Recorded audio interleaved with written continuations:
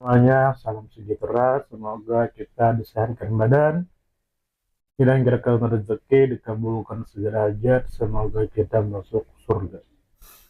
Eh, Selamat datang di ruang cerita. Kembali kita akan bercerita pengalaman pribadi atau pengalaman orang lain yang bisa kita ambil manfaatnya. Eh, saya belum menikah. Saya ingin menikah, tapi belum ada uang. Tolong doakan saya agar saya bisa dapat uang, agar saya bisa secepatnya untuk menikah. Dikarenakan saya belum menikah, jadi saya mencari informasi sebanyak-banyaknya tentang dunia pernikahan.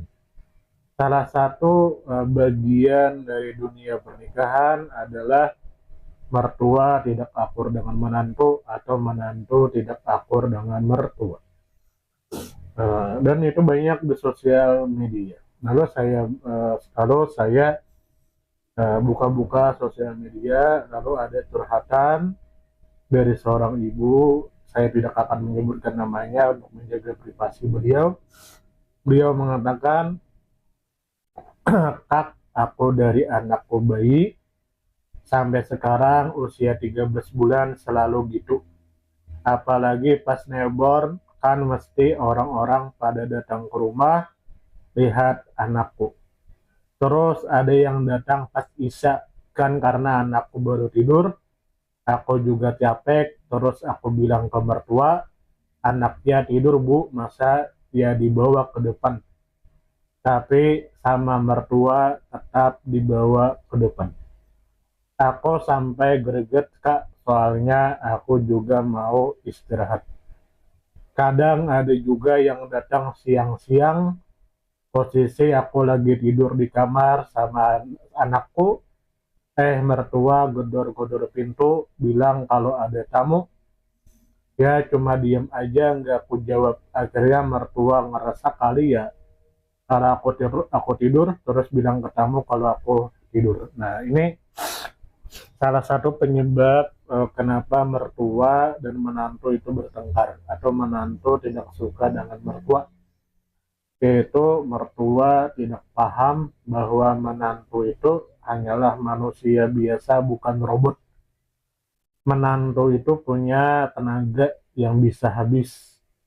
Seharian sudah bersih-bersih rumah, seharian sudah masak, ngurus anak, tiba-tiba setelah berjam-jam ngurus anak agar bisa tidur, tiba-tiba anaknya dibangunkan dan lain sebagainya. Nah, bagaimana seorang ibu tidak marah?